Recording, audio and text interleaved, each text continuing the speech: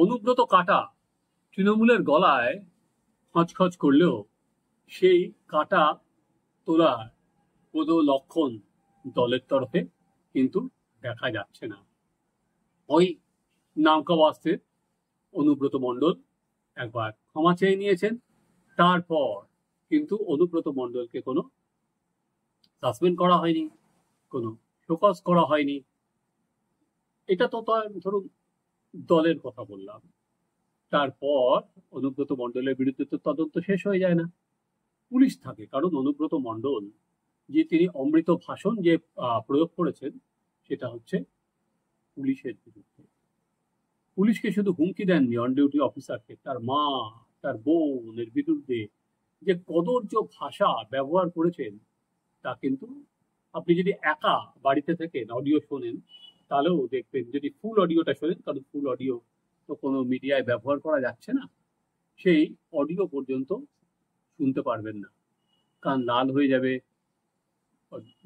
আর কি বন্ধ করে দিতে হবে, এবং বাড়িতে কোনো বাচ্চা থাকলে তো চালাতেই পারবেন না।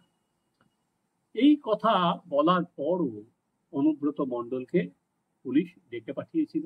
বার দুয়েক ডেকে পাঠানোর পর তিনি বলেছিলেন শরীর খারাপ, এবং তিনি নিজের মর্জি মতো এসেছিলেন। তো আসার পর সেও বেশ কয়েকদিন চলে গেল। তারপরে যেটুকুনি জানা গেছে যে অনুব্রত মণ্ডলের ফোন পর্যন্ত বাজেয়াপ্ত করা হয়নি, উল্টে যে আইসিকে উনি গালাগালি দিয়েছিলেন লিটন হালদারকে, তার ফোন বাজেয়াপ্ত করা হয়েছে। কারণ সেই অভিযোগ যে আইসি এই কলটা ভাইরাল করে দিয়েছে, এবং তার বিরুদ্ধে বিভাগীয় তদন্ত শুরু হয়েছে নানা বালি বা এইসব চুরির অভিযোগকে কেন্দ্র করে। কিন্তু অনুব্রত আছেন বহাল তবিয়াতে। আজ বিধানসভায় অনুব্রত মণ্ডলের বিরুদ্ধে কিন্তু মুলতবি প্রস্তাব আনা হলো। এই মুলতবি প্রস্তাব কিন্তু খারিজ করে দেওয়া হয়েছে। আপনারা দেখুন যে এই মুলতবি প্রস্তাব খারিজ করে দেওয়ার পর বিজেপি বিধায়কেরা বিধানসভা থেকে বেরিয়ে আসছেন।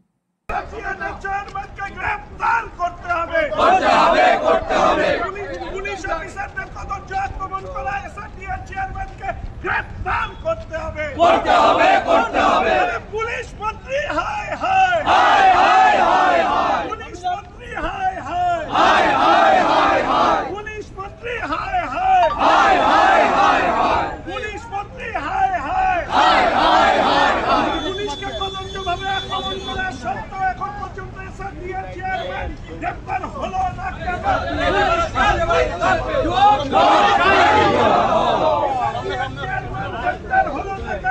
পুলিশ মন্ত্রী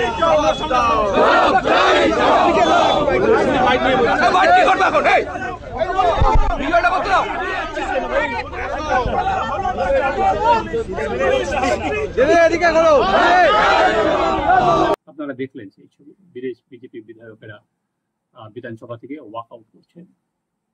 নিঃসন্দেহে স্পিকার বলবেন যে যিনি বিধানসভার মেম্বার নয় সেখানে আমরা মুলতবি প্রস্তাব কিভাবে গ্রহণ করব, যে তাকে নিয়ে আলোচনা কি করে করব, কোনো অবস্থাতেই তাকে নিয়ে আলোচনা করা যাবে না, নানা রকম যুক্তি তো দেবেই।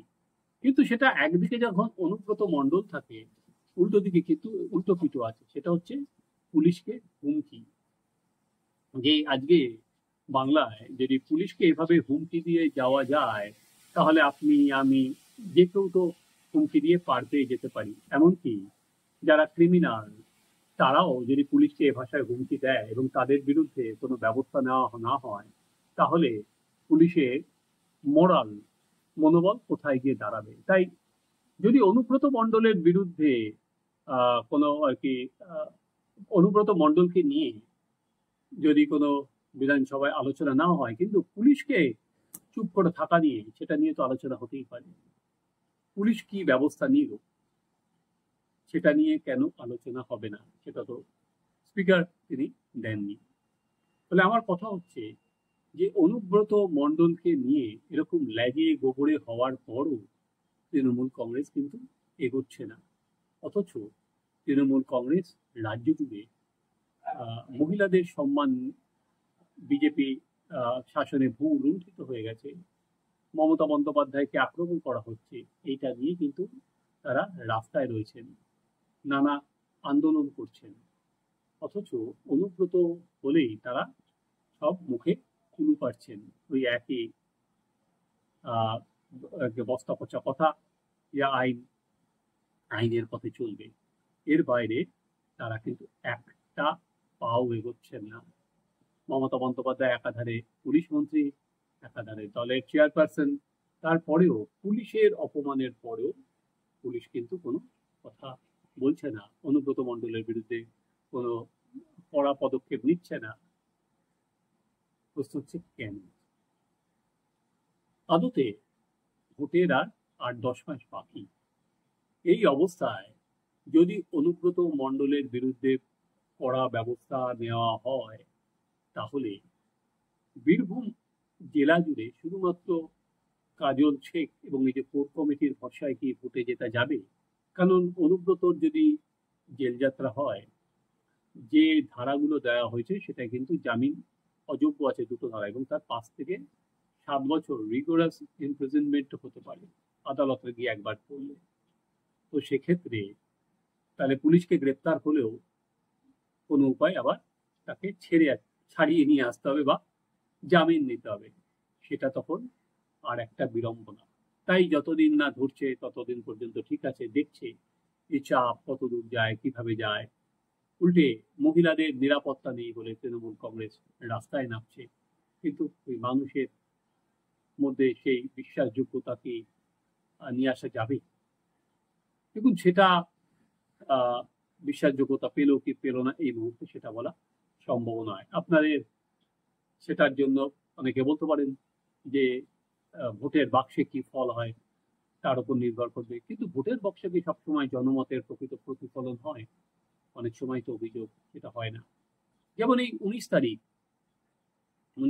জুন কালীগঞ্জে যে ভোট আছে, নিশ্চিন্ত থাকতে পারেন যে এর কোনো প্রতিফলন হবে না।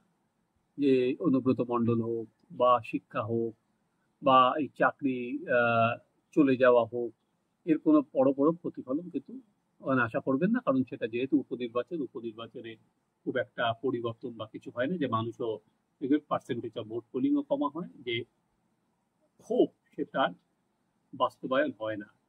তাই অনুব্রত মণ্ডল যে খারাপ কথা বলেছেন, তাতেও যে মেয়েরা দলবদ্ধভাবে যে এর প্রতিবাদ করবে, সেটা হওয়ার সম্ভাবনাও খুব কম। এই মুহূর্তে শাসক দল সত্যি জল মাপছে যে বিরোধীদের আন্দোলন কতটা যায়, কতটা দানা বাঁধে, কতটা সহনশীলতার মধ্যে থাকে, সেটা কিন্তু জল মাপছে। এখনো পর্যন্ত তারা মনে করছে যে এটা এমন কিছু দলের ক্ষতি করছে না, তাদের মাপকাঠিতে হয়তো, যে এটা দলের ভাবমূর্তিতে সেরকম কালিমালিপ্ত করেনি, তাদের মাপকাঠিতে হয়তো। সেখানে শিক্ষিত সমাজ, শহরে মধ্যবিত্ত, তারা যাই মনে করুক না কেন, দলের আসল ভোট ব্যাংক তো গ্রামাঞ্চলে। সেখানে এখনো জানা নেই যে অনুব্রত মণ্ডলের এই কথা সেটা কতটা ভোট ব্যাংকে প্রভাব পড়বে। যতক্ষণ না পড়বে ততক্ষণ কিন্তু বোঝাই যাচ্ছে যে অনুব্রতর বিরুদ্ধে কোনো ব্যবস্থা নেবে না। এখন এরকমও জানা যাচ্ছে যে জাতীয় মহিলা কমিশন এই ঘটনার পর তারা স্বতঃপ্রণোদিত হয়ে মামলাটা নেয় এবং ডিজিকে একটা চিঠিও দেয় যে কি ব্যবস্থা নেওয়া হয়েছে। তার উত্তর যে বীরভূমের এসপি দিয়েছেন NCW কে, তাতে তারা সন্তুষ্ট নয়। তার সঙ্গে FIR এর কপিটা বলা হচ্ছে অ্যাটাচ করা নেই। তাহলে বোঝাই যাচ্ছে যে তদন্ত কিরকম এগোচ্ছে। এখন জানা নেই অনুব্রতর যে জিজ্ঞাসাবাদ করা হয়েছে, এখন তো তার ভিডিও রেকর্ডিং করে রাখার কথা, সেটা NCW কে পাঠানো হবে কিনা। তাহলে বোঝাই যাচ্ছে যে তদন্তটা হচ্ছে, সেই তদন্তটাও অনেকটা গতানুগতিক। অন্তত NCWর চিঠিতে সে কথাই সামনে আসছে যে একটা করার লোককে দেখাতে হওয়া করা, ঢিলে ঢালা ভাব করা হচ্ছে। তারপরেও বহু প্রশ্ন থেকে যায়। প্রশ্ন যে অ্যাটল কি বীরভূমে বীরের বিরুদ্ধে কোনো করার ব্যবস্থা নেবে পুলিশ? কারণ পুলিশ তো নিজের থেকে নিতে পারে না, উপর থেকে যদি যা নির্দেশ আসে। তাই বিজেপি ওয়াক আউট করলেও আপাতত কিন্তু বীরভূমের বাঘ বা পি তার বিরুদ্ধে আগ বাড়িয়ে কোনো কড়া ব্যবস্থার পথে যেতে নারাজ শাসক দল। সিপিএম তারা এখনো পর্যন্ত কিন্তু আমি দেখিনি যে বীরভূমে কোন রকম মিছিল সংগঠিত করেছে। মীনাক্ষী বা দীক্ষিতারা সিপিএম এর অনুব্রত ইস্যুতে তারা বাইরে গরম গরম বিবৃতি দিলেও সিপিএম কিন্তু এক্ষেত্রে একেবারে চুপ। বিজেপি তাও দেখলাম যে শুভেন্দু অধিকারী নারী সম্মান যাত্রা নিয়ে একটা মিছিল করেছেন, কিন্তু সেখানে সিপিএম চুপ কেন? সিপিএম এর কি সাংগঠনিকভাবে আর কি যুগে উঠতে পারছে না বলে মিছিলে লোক হবে না বলে নাকি?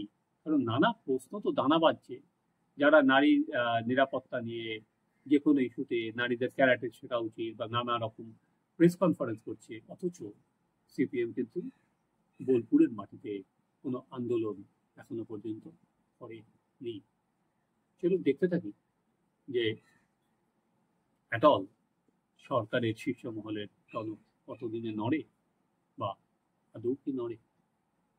আপনারা দেখতে থাকুন আমাদের চ্যানেল সাবস্ক্রাইব করুন, আপনাদের মতামত জানান।